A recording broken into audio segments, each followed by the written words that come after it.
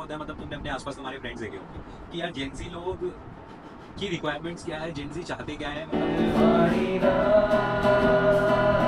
तो आज हमारे साथ हैं सजल सजल भास्कर, जो कि बहुत अच्छे डांसर हैं और बहुत अच्छा गिटार भी बजाते हैं। इन्होंने अपनी इंजीनियरिंग अभी ये कर रहे हैं, इंजीनियरिंग आपकी दयालबाग कॉलेज से।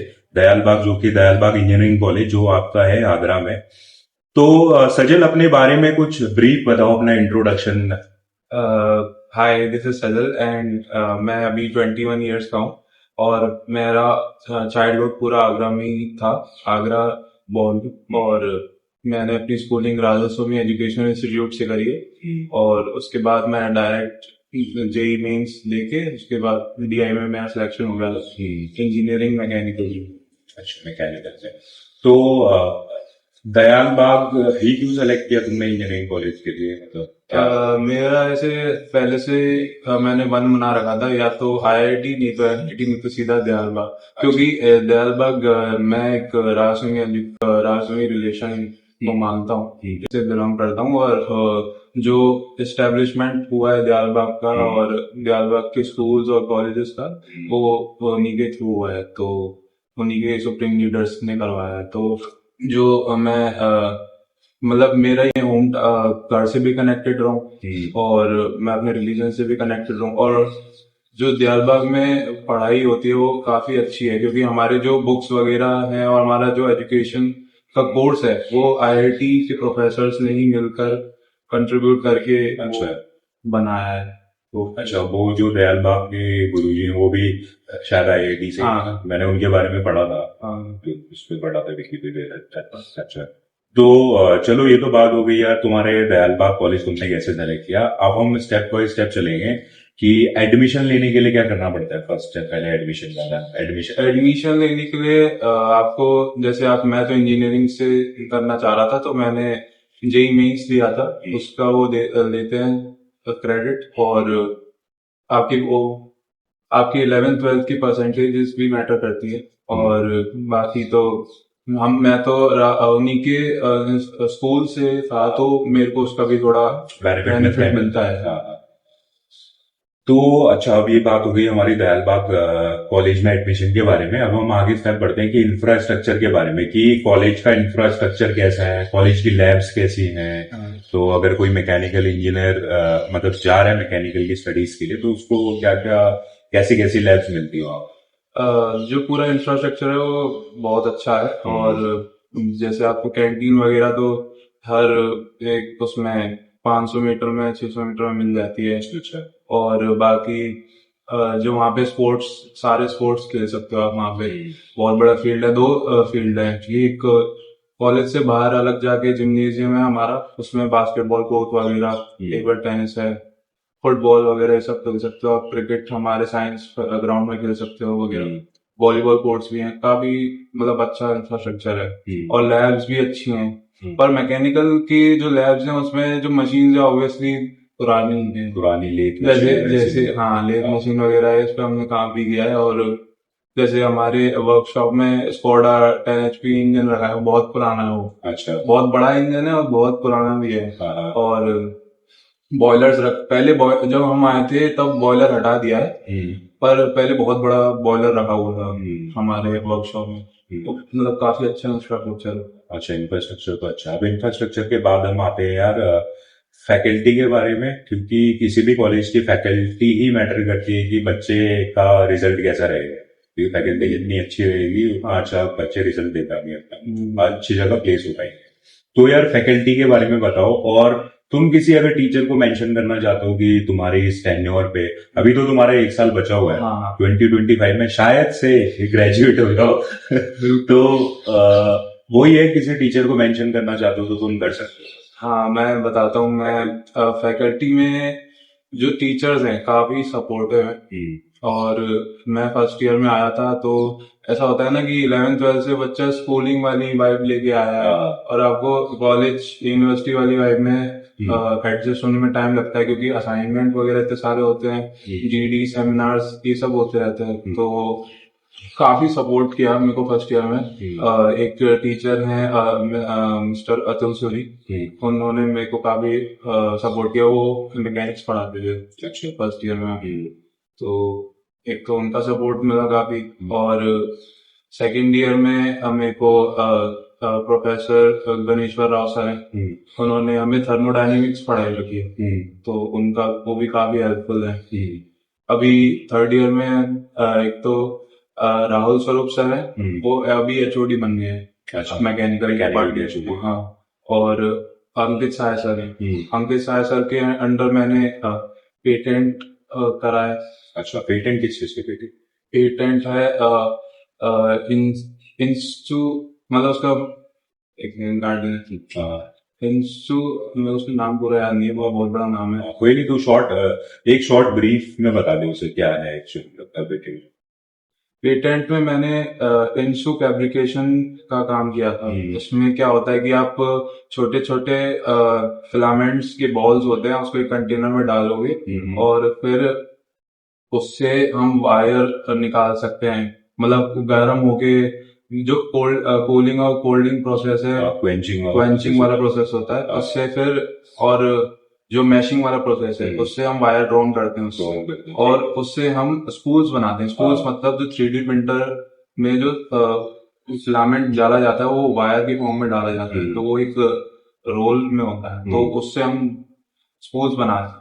ये हमारा पेटेंट। अच्छा, ये तुमने पेटेंट।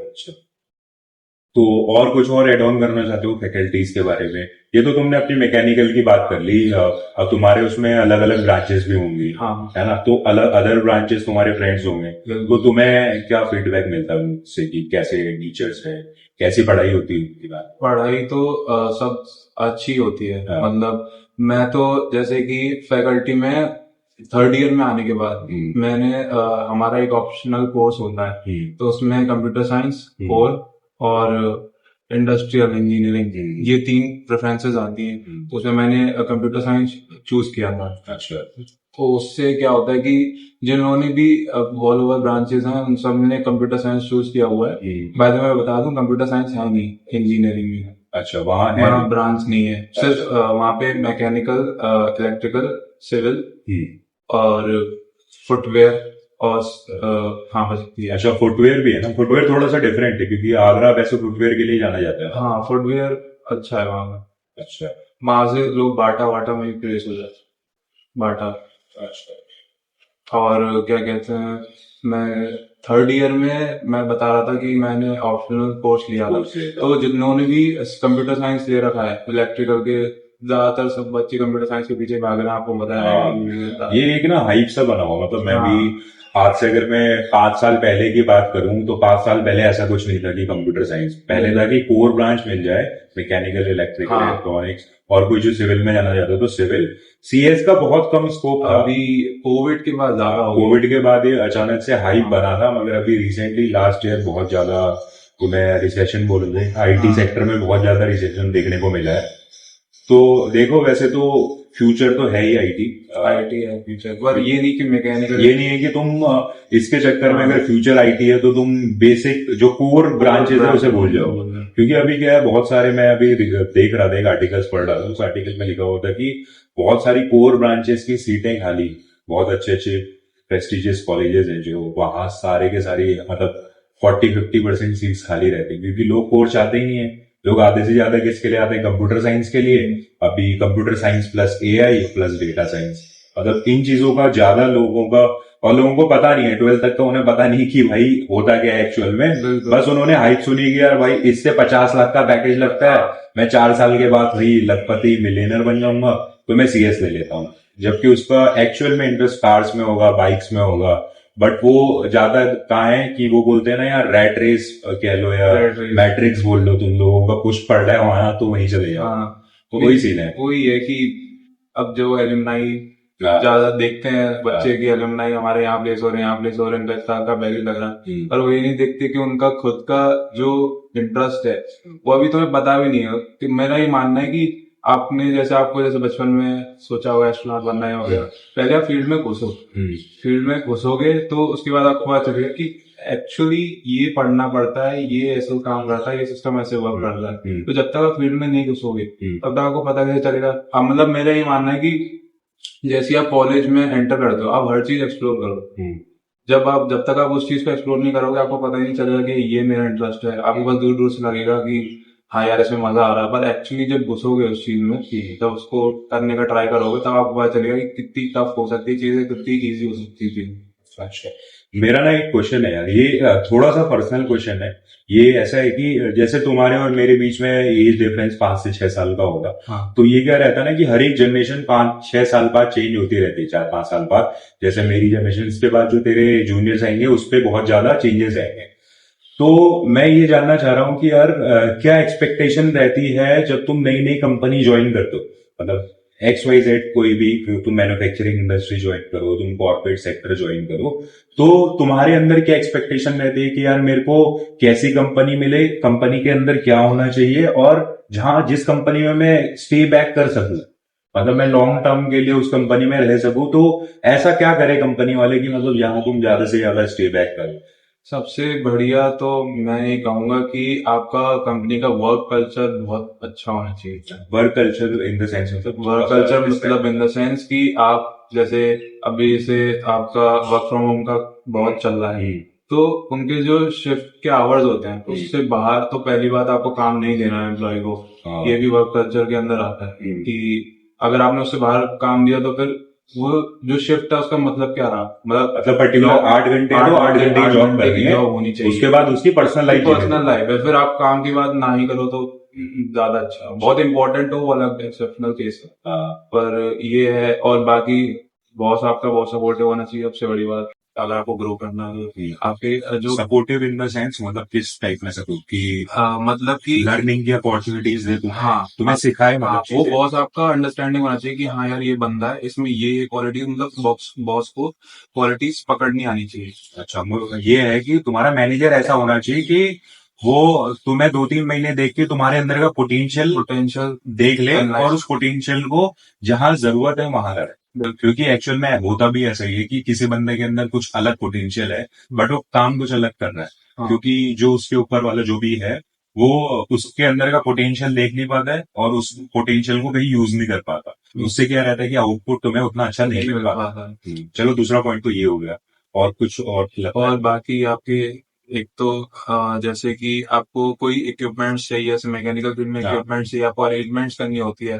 तो अरेंजमेंट्स करने में जो सिस्टम काम करता है आपका, कि इसे कॉल लगाना, इधर साइन करना वगैरह, उसमें कोई ज्यादा दिक्कत ना आए। नहीं तो आप ज्यादातर टाइम अरेंजमेंट्स में ही आप लगा दोगे, आप अपना जो ओरिजिनल मेन कोर काम है वो नहीं कर पाओगे। अच्छा, ये एक है आपके जो मतलब सिस्टम थोड़ी सी स्ट्रांग होनी चाहिए सिस्टम एकदम। कि कोई हाँ, मेरे को जैसे कुछ काम करना है, जैसे मुझे गिटार इधर से उधर भेजना है, हाँ, तो मेरे को ये ना हो कि मैं 1-2 लोगों से बात हाँ, करूं कि ये करूं, 10 जगह कोऑर्डिनेट इसी करके फिर भेज रहा में हूँ। इसी में टाइम निकल जाए, ऐसा ना होना चाहिए। बाकी आपके जितने भी आपके एम्प्लॉयज हैं साथ वाले, वो आपके सपोर्टिव होने चाहिए, सपोर्टिव और फ्रेंडली होनी चाहिए। फ्रेंडली होनी चाहिए। और पार्टी के बारे में क्या ख्याल है, मतलब कि पार्टीज होनी चाहिए नहीं होनी चाहिए? पार्टीज होनी चाहिए, आपके मेंटल स्ट्रेस को दूर करता है वो। पार्टीज बिल्कुल होनी चाहिए, इससे आप सोशलाइज भी करोगे, आपको वर्क जो उसका वर्क पर्सपेक्टिव है उससे अलग हटके उस बंदे को जानने का मौका मिलेगा। क्योंकि पार्टीज बेसिकली ये होता है कि, क्योंकि जो मेरा पर्सनल एक्सपीरियंस है, क्योंकि तुम्हें किसी पर्टिकुलर डिपार्टमेंट में होते हो ना, तुम सिर्फ अपने काम पे बधे रहते हो, आते हाँ। हो, अपना काम करते हो, जो तुम्हें रिक्वायरमेंट है तुम वो सारी पूरी करते हो। बट जो तुम्हारे साथ के बाकी लोग हैं ना, तुम उन लोगों से बहुत रेयर मिल पाते हो, लंच टाइम पे मिल पाओगे, हेलो हाय हो पाएगा, तुम्हारा उनसे अच्छा कोऑर्डिनेशन नहीं बन पाता है। क्योंकि रीजन ये है कि अगर रेगुलर मंथली बेसिस पे कुछ ऐसा हो, गेट टुगेदर टाइप, तो वो थोड़ा सा सही भी रहता है। बिल्कुल ही होना ही चाहिए। और कुछ और एड ऑन करना है इसके अलावा जो तुम्हें लगता है वो कुछ ऐसा? बाकी तो जितनी भी बड़ी बड़ी कंपनीज है, वो जैसे होंडा है, होंडा में बाय द वे मैं इंटर्नशिप भी कर रहा हूँ। अच्छा, ओके। तो अभी मेरा लास्ट वीक है ये। तो मैंने ये देखा है कि होंडा में भी काफी अच्छे गेट टुगेदर्स वगैरह ये सब अरेंजमेंट होती रहती है। आपके कंपनी में स्पोर्ट्स भी होनी चाहिए, होंडा में है। और मतलब स्पोर्ट्स होता है कि और डिपार्टमेंट के लोगों को भी जानने का मौका मिलता है और टीम वर्क थोड़ा सा जरूर इम्प्रूव होता है इससे। अब आपकी क्वालिटी जैसे लीडरशिप क्वालिटी है फुटबॉल में, क्रिकेट की टीम आप बनाते हो, खेलते हो उसमें, वो भी डेवलप होती है। ठीक है। चलो ये तो बात हो गई। अब यार फिर से वापस कॉलेज में आ जाते हैं, है ना। ये बहुत सारी पर्सनल चीजें हमने डिस्कस की, मगर बहुत अच्छा टॉपिक टॉपिक था ये। तो अब हम बात करेंगे यार कॉलेज में प्लेसमेंट कैसा होता है और कॉलेज में कौन कौन सी कंपनीज विजिट करती है। कॉलेज में मैं अपना बताऊं कि मैकेनिकल स्ट्रीम में तो 4 जिन्होंने लिया है स्पेशलाइजेशन, उनका लास्ट ईयर और उससे पहले वाले ईयर में 100% प्लेसमेंट हुआ था। उनको छोड़ के जो एमटेक हायर स्टडीज के लिए जा रहा है उसको छोड़ के बाकियों का प्लेसमेंट हो ही जाता है। 100% हो जाता है। एक रफ पैकेज मतलब मिनिमम और मैक्सिमम, रफ अप्रोक्स में भी बता दो चलेगा। मिनिमम तो 4 गया है, 4 LPA और मैं जो एवरेज चलता है वो 6-7 चलता है। 6-7 चलता है और 6-7 एज अ प्रेशर अच्छा पैकेज है। काफी अच्छा है मैकेनिकल उसमें। मैकेनिकल में अच्छा और जो हाईएस्ट किया है वो 10 तक है। 10 तक वाली। अब वो कुछ एक्सेप्शनल केस होते होंगे, मतलब कुछ ही बच्चे करते कुछ ही बच्चे होंगे। करवा दो, एक्स्ट्रा ऑर्डिनरी। ओके। ये तो, और कंपनीज कौन कौन सी विजिट करती है, मैं मैकेनिकल की बात करूंगी। कंपनीज विजिट करती हैं मारुति सुजुकी और टीसीएस और ये टाटा मोटर्स, लंबरजर, और बाकी तो महिंद्रा। महिंद्रा का शायद डिप्लोमा में आती है, मुझे पता नहीं। और बाकी निपॉन स्टील्स होती है, जेएसडब्ल्यू एनर्जी आई। मतलब अच्छी जो बड़ी बड़ी प्लेयर्स हैं अपने फील्ड में वो आती है आती है। तो ये अच्छा भी है, तुम लोगों को एक अच्छा प्लेटफॉर्म मिल जाता है। तो ये तो चलो यार प्लेसमेंट की बात होगी। अब एक बात ये है कि अभी तुम्हारा फाइनल ईयर है ना, फाइनल ईयर स्टार्ट ही हो गया। अभी जो तुमने 3-4 साल में सीखा, इसको सीखते हुए मतलब तुम कुछ नए बच्चों को कुछ एडवाइस देना चाहोगे, उन्हें क्या करना चाहिए कॉलेज में, क्योंकि बच्चे ना हमेशा कंफ्यूज होता है। शायद तुम भी हुए होंगे, मैं भी था जब अपने टाइम पे, तो मेरा भी यही सीन था, क्योंकि हमें पता नहीं होता, एक डायरेक्शन नहीं होती है। ऑल्दो हमें घर से डायरेक्शन तो मिलती है, बट हम उसे उतना सही तरीके से नहीं लेते, है ना। तो अभी मैं इस शो में यही करता हूँ कि जितने भी जो भी गेस्ट आता है मेरे वहाँ, ये अभी मेरा 12th एपिसोड है, तो 12 के 12 एपिसोड्स में हर एक बंदा अपनी अपनी एडवाइस देता है। तो अगर कोई भी नया सब्सक्राइबर है तो वो 12 एडवाइस देखेगा तो उसे कुछ तो समझ आएगा कि यार 12 लोगों के ये ओपिनियंस है। पर है ना? अभी मैं 3rd ईयर तक की एडवाइस दे हाँ, 3rd ईयर की दे दे, 3rd ईयर तक का ही दे दे। मेरा ये मानना है कि आपको सबसे पहली बात तो बिल्कुल भी घबराना नहीं है कि ये मुझसे आगे निकल गया, इसने ये अचीवमेंट कर ली। ये सब कुछ नहीं है, आपकी अलग क्वालिटीज है। हाँ, और जितनी अपॉर्चुनिटी मिले, जैसे आपको स्टेज पे जाने का मौका मिले और बाकी किसी के सामने परफॉर्म करना हो, कहीं नुक्कड़ नाटक करना हो, ड्रामा वगैरह करना हो, इन सब में पार्टिसिपेट कर लो यार। क्योंकि बाद में कॉलेज लाइफ जैसी खत्म हो गया आपकी, आपको बिल्कुल मौका नहीं मिलेगा, आप रिग्रेट करोगे इन सब चीजों का। पॉइंट। तो ये सब चीजें जितनी भी एक्स्ट्रा कल्चरल चीजें ये सब कर लो, और स्पोर्ट्स वगैरह जो खेलता है वो खेलते रहे। मतलब ऐसा नहीं कि किसी, यार ये असाइनमेंट है मेरा, ये जीडी है मेरा, सेमिनार है, उसके चक्कर में आप अपना स्पोर्ट्स भूल जाओ, अपना जो आपका टैलेंट है, जैसे गिटार बजाते हैं आप या फिर डांस वगैरह करते हैं, मैं डांस करता हूँ। तो मतलब वो मैंने मैंने फर्स्ट ईयर में मेरे पास बहुत लोड था, और मतलब ऐसे ही सेकंड ईयर के शुरू स्टार्ट होने से पहले तक मेरे को मतलब ये फील हुआ कि यार मैं, मेरा डांस मतलब मैं कर नहीं पा रहा हूँ। मतलब जो मेरा जो हैप्पी मोमेंट्स है, क्योंकि आप अपना पैशन फॉलो करते हो, आप खुश ही रहते हो, खुश रहते हो, सही बात। तो वो चाह रहा है कहीं, तो फिर मैंने दोबारा से मतलब करना चालू किया। तो बस यही कहना चाहूंगा, और ये है कि अपना कोई एक प्रोफेसर है उससे बना के रखो, क्योंकि एंड तक आप उससे बना के रखोगे ना तो आपको काफी फायदे मिलते हैं। प्रोफेसर, और मैं एक और एड ऑन करना चाहता हूँ, प्रोफेसर के साथ साथ सीनियर्स भी, सीनियर्स क्योंकि कुछ कुछ सीनियर्स ऐसे होते हैं यार, they are like blessing type, है ना, कि कहीं ना कहीं तुम फंस रहे हो, तो शायद तुम्हारा टीचर तुम्हें सपोर्ट ना कर पाए, ऐसी सिचुएशन हो कि जहाँ टीचर इन्वॉल्व ना हो पाए, वहां तुम्हारे सीनियर्स इन्वॉल्व हो सकते हैं। बहुत सारी चीजें होती है, कुछ पर्सनल चीजें ऐसे हो गई तुम्हारे साथ, कहीं कुछ हो गया, मैटर हो गया, या कुछ अलग तुम कहीं असाइनमेंट में फंसे हो, तो वहां तुम्हारा टीचर से अच्छा तुम्हें सीनियर ज्यादा गाइड कर पाए, है ना? एक तो प्लेसमेंट्स में भी और कंपनीज में भी और प्रोजेक्ट्स में भी प्रोजेक्ट्स में भी काफी हेल्प करते काफी हेल्प करते हैं। हाँ। तो चलो यार, ये ओवरऑल बात हमारी होगी दयाल बाग कॉलेज के बारे में। और अगर तुम्हें कुछ और एड ऑन करना है दयाल बाग के बारे में कि Dayal Bagh college, why Dayal Bagh college is unique, थोड़ा यूनिक क्यों है अदर कॉलेजेस से, वो अगर तुम्हें कुछ एड ऑन करना है तो तुम एड ऑन कर सकते हो। मैं ये कहना चाहूंगा कि दयालबाग कॉलेज में आप सिर्फ पढ़ाई नहीं कर रहे हो, आप अपनी मॉरल वैल्यूज और अपना कैरेक्टर और अपनी पर्सनालिटी भी डेवलप करते हो उसमें, क्योंकि हमें मतलब काफी मॉरल वैल्यूज सिखाई जाती हैं उसमें। सब्जेक्ट भी है काफी अच्छा, एक रिलीजन करके सब्जेक्ट भी है, मतलब आप शायद ही सुना हो किसी और यूनिवर्सिटी में। तो रिलीजन है हमारा, आरडीसी होता है।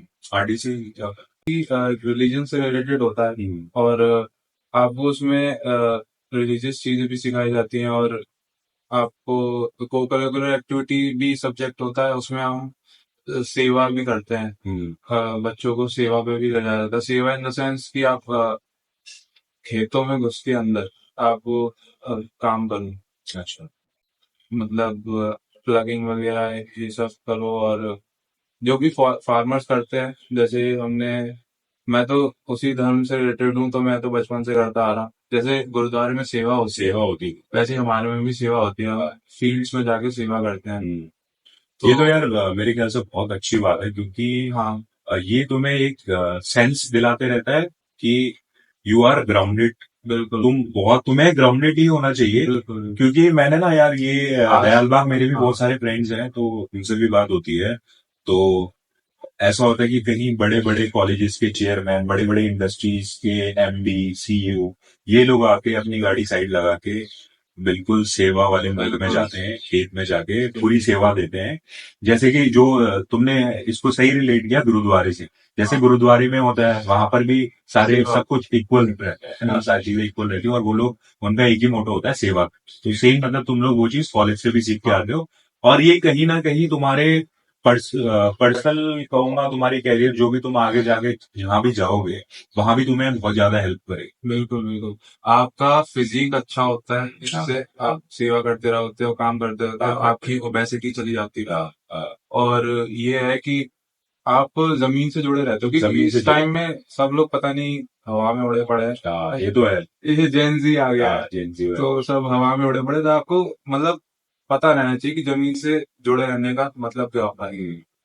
और बाकी हमने वीट काटा है, और उसे लोड भी करवाया है खेतों में, चावल काटा है और जौ काटा है। और हम जो हमारा जो राइस होती है उसको हम पहले बोते हैं ना, तो हमने कीचड़ में जाके बोया भी है। अच्छा, तो वो सब जितनी भी एक्टिविटी होती है हमने सब किया है। और बाकी ऐसे बड़े बड़े जो इवेंट्स होते हैं, जैसे धान की कटाई होती है हमारा, और अ, गेहूं की कटाई होती है, ये सब बड़े बड़े इवेंट्स हैं। मतलब हमारे इसमें इवेंट्स है, तो मतलब काफी अलग अलग स्टेट से, अलग अलग वो सिटीज से काफी लोग आते हैं इसमें कंट्रीब्यूट करने के लिए। तो हम डीआई से भी बच्चे जाते हैं काफी, ट्रक में लोड हो गए।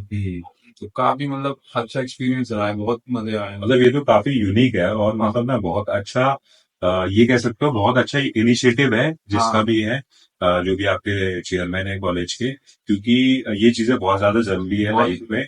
क्योंकि ये रहता है यार, बहुत सारे कॉलेजेस में ये चीजें है नहीं, ये मतलब तुम्हें बहुत ज्यादा डाउन टू अर्थ बनाते हैं, बिल्कुल वगैरह कि तुम भाई at the end we are nothing, है ना, कुछ नहीं है, हम जमीन से जुड़े होने चाहिए। और क्या, मिट्टी में मिलना है। मिट्टी में मिलना है, वो करण औजला का गाना ही नहीं, इतने ही रह जाना है। तो बिल्कुल। वही, वो उससे रिलेट कर सकते हैं। और ये है कि सबसे बड़ी बात तो ये है कि हमें बचपन से ही ये सब सिखाया जाता है। और अभी हमारा यूनिफॉर्म, हम कॉलेज यूनिवर्सिटी में भी यूनिफॉर्म पहनते हैं, अच्छा, ताकि सब, ऐसा नहीं है कि हाँ, इक्वालिटी लगे। इक्वालिटी लगे। तो ये भी देखा जाता है हमारे कॉलेज में। ये तो यार मतलब बहुत अच्छा लगा इतनी सारी चीजें दयाल बाग के बारे में जान के। तो मेरा भी मन है, एक बार मैं गया नहीं हूँ, मैं आगरा तो गया हूँ ताजमहल की, मैं एक बार विजिट करूँ कॉलेज। बिल्कुल बिल्कुल, आप आइए, आपको एकदम फ्रेश हवा सब कुछ। हमारा दयालबाग हमारा आगरा सिटी का लंग्स कहलाता है। अच्छा। इतने पेड़ हैं वहाँ पे, इतनी ग्रीनरी है, इतना प्योर एयर है वहाँ पे।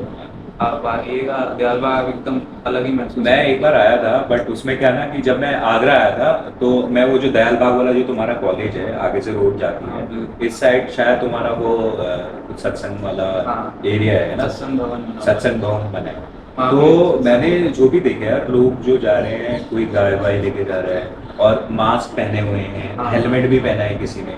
हम्म। तो मैंने बोला यार कोविड अभी की बात है, रिसेंट कोविड के बाद ही हुआ है। हाँ, तो अभी लोग मतलब बहुत ज्यादा प्रिकॉशंस अभी भी रखते अभी भी हैं, रखते हैं। ये मास्क पहनने वाला। हाँ। और मतलब बहुत ज्यादा मुझे वहाँ एक पॉजिटिव वाइब सी लगी। Vibe। वहाँ आके एक्चुअल में ये है कि बहुत ज्यादा ना एक पॉजिटिव वाइब आती है। मैं भी उसके आसपास रहा, तो एक बार मेरा भी मन है कि मैं कॉलेज के अंदर जाऊँ, कॉलेज देखूँ कि कैसा है। इन फ्यूचर अगर मेरे को चांस मिलेगा तो definitely I will come there. तो चलो यार, ये तो बात हो गई तुम्हारे। ओवरऑल हमने बहुत अच्छा डिस्कशन था, बहुत लेंथी डिस्कशन था। तो अब यार आप लोगों से भी, सब लोगों से एक रिक्वेस्ट है कि सजल भास्कर, तो इनका एक यूट्यूब चैनल भी है। ये बहुत अच्छा गिटार भी बजाते हैं और बहुत अच्छा डांस भी करते हैं। तो यूट्यूब में इनका एक यूट्यूब चैनल है सजल भास्कर करके, उसमें ये अभी तो डांस की कुछ वीडियोस डालते हैं। तो इन फ्यूचर कुछ टाइम बाद इन प्लान कर रहे हैं कि जिसको डांस का शौक है तो ये डांस की क्लासेस देंगे उस पर। और गिटार भी बहुत अच्छा बजाते हैं। तो अभी इस शो में, ये शायद पहली बार हो रहा है इस शो में कि कोई गिटार बजाएगा, तो एक ये अभी गिटार बजा के दिखाएंगे हमें, क्योंकि ये गिटार भी काफ़ी अच्छा बजाते हैं। तो आप इनके चैनल को फॉलो कर लो। बाकी इंस्टाग्राम का लिंक भी आपको वहाँ से, इनकी यूट्यूब से मिलेगा। मेरा चैनल मेरे नाम से सजल भास्कर। हाँ, सजल भास्कर। कुछ और ऐड ऑन करना है तो आप बता दो कि कुछ यूट्यूब में कुछ नया ला हो गया ऐसा। अभी तो ये है कि मैंने रिसेंटली, मेरे को 1 महीना हुआ है, मैंने यूट्यूब चैनल स्टार्ट किया है। उससे पहले मैं इंस्टाग्राम पे अपनी डांस की रील्स डालता था। फिर मैंने सोचा यार यूट्यूब पे भी करते हैं, थोड़ा और रीच बढ़ेगा, थोड़ा और सोशलाइज होंगे लोग इन सब चीज़ों से। एक्चुअली मैं बचपन से डांस करता आ रहा हूँ, मुझे ऋतिक रोशन बहुत पसंद है। तो ऋतिक रोशन तो है ही लेजेंड लेजेंड है, ग्रीक गॉड। मेरे को उसका फिजिक, उसका डांस, उसके लुक सब चुराने हैं। अच्छा, ओके, तभी बात भी ऐसे बढ़ा रहे हैं। अरे वो तो यार, मैं सोचा कि कॉलेज टाइम में ही बाल बढ़ा के एक बार देख लेते, बाद में मौका ना मिले। यार एक एक बहुत अलग सा क्वेश्चन मेरा अभी मन पे आया अचानक से, कि यार जो अभी की जनरेशन है ना, जेन जी वाली जनरेशन, हाँ। तुम भी यार जेन जी के अंदर ही आते होंगे। एक्चुअल में मैं भी जेन जी आता हूँ, बट मैं 98 हूँ। तो वो भी 97 के बाद बोलते हैं जेन जी है, बट मैं वो हूँ कि 50% या मिलेनियल्स वाले में हूँ, 50 जेन जी वाले में हूँ। तो यार जेन जी का माइंड सेट क्या होता है, मतलब तुमने अपने आसपास तुम्हारे फ्रेंड्स देखे होंगे कि यार जेन जी लोग की रिक्वायरमेंट्स क्या है, जेनजी चाहते क्या है, मतलब कुछ थोड़ा बहुत ब्रीफ जेनजीज के बारे में। जैन जी के बारे में मेरे को इतना नहीं पता, क्योंकि दयालबाग में सब ये सब नहीं है, क्योंकि ज्यादा लोग हाँ। वैसे ही हैं, हमारे हाँ। जमीन से जुड़े हुए हैं, काफी प्रैक्टिकल जो लोग कहते हैं वो है। मैं मैं कभी कभी तो कभार वन ऑफ द पार्ट हो गया, मगर मैं- कुछ ना कुछ बाकी चीजें तो बाकी चीजें ये है कि मैं जैसे दिल्ली वगैरह आता रहता हूँ, और इवन दयालबाग के भी लोग हैं, मतलब वहाँ के बच्चे, अब ऐसा तो नहीं बच्चों का मन नहीं करता होगा पार्टी वगैरह करने में, तो वहाँ के लोग भी हैं, वो ट्रेंड फॉलो करते रहते हैं कि अब जैसे इंस्टाग्राम पे कोई रील वायरल हो गई तो वही कॉपी वो करना है। कॉपी करना है, मतलब, और कुछ नया फैशन आ रहा है मार्केट में तो वो जल्दी अडेप्ट करना बिल्कुल ये है। सब चलता रहता है काफी। और एक चीज और है, पता है कि क्या होता था, जो इससे पहले वाली जनरेशन थी, 90s वाली जनरेशन। तो 90s वाली जनरेशन में क्या होता था ना कि हम लोगों के लिए जो हमारे रोल मॉडल कह लो, ये सारे एक्टर्स होते थे। जैसे मान के चलो ऋतिक रोशन हो गया, सलमान खान हो गया, शाहरुख खान हो गया, SR के, तो ये लोग होते थे। अब जो जनरेशन आ रही है ना, इनके लिए ज्यादा ये मैटर नहीं करते भाई, इनके लिए ये लोग ज्यादा फॉलो करते हैं, ये टोनी कक्कड़ ये लोग करते हैं इंस्टाग्राम के इन्फ्लुएंसर। भाई कोई अगर बदमाश सा होगा तो एल्विश यादव चल रहा है। अभी क्या हो गया जनरेशन, मुझे पता नहीं, वो चाय वाला आया ना कोई, हाँ, डॉली चाय वाला। टॉयली ऐसे करके कुछ करता है वो, बिल गेट्स के साथ बिल उसने गेट्स के साथ कोलैब किया है, पता नहीं क्या हो गया भाई। तो वही मैं भी कह रहा हूँ कि ये जनरेशन मतलब ना फॉलो किसको करती है, इंस्टाग्राम इन्फ्लुएंसर्स। हाँ। और इनके रोल मॉडल भी ऐसे होते हैं। चलो रोल मॉडल कैसे, अगर तुम थोड़ा सा बदमाशी करते हो, थोड़ा सा तुम कॉलेज में हाँ। वो बैड गाय टाइप के Bad guy हो, type के। तो तुम भाई Bad guy, हाँ। तो तुम वो फॉलो करोगे, एल्विश यादव करना है। और ये जितने भी हैं इंस्टाग्राम पे जो अभी वो एजाज खान का चल रहा है जो अभी रिसेंट ई लफड़ा तो यही है यार, मतलब जनरेशन टू जनरेशन बहुत ज्यादा गैप आ जाता है। मेरा तो ये है कि जैसे पापा के टाइम में तो मेहनत सबसे बड़ी होती थी, हाँ जो जितनी मेहनत करेगा उतना आगे बढ़ेगा। अब के टाइम में उल्टा हो रहा था, हाँ। जो मेहनत वाला बंदा उसको साइड हटा देते हैं, हटो तू हाँ। कुछ नहीं करता, तू आ गए, तू आ गए थे, वही ये चल रहा है। ये तो यार मतलब बहुत 20 सेकंड में बहुत बड़ी बात हाँ, है, जिसके- ये एक्चुअल में है अभी के टाइम जिसके जिसके पास टैलेंट है उसकी कदर नहीं कदर है, नहीं है, जिसके पास कुछ नहीं है जो दिखावा करता है उसकी बहुत कदर है। इसकी बहुत कदर। चलो यार, ये लास्ट एक बस लास्ट रिक्वेस्ट है यार, मतलब इस गिटार को अपने उस पे रख के एक बढ़िया से मैं काफी दिनों से आपका प्रैक्टिस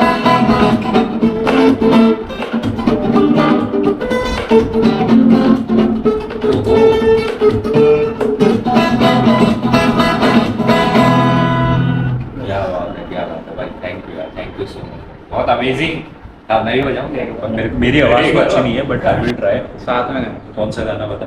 पानी दा बता। पानी दा रंग वेख के, पानी दा रंग वेख के, अखियां जो रुल दे, अखियां जो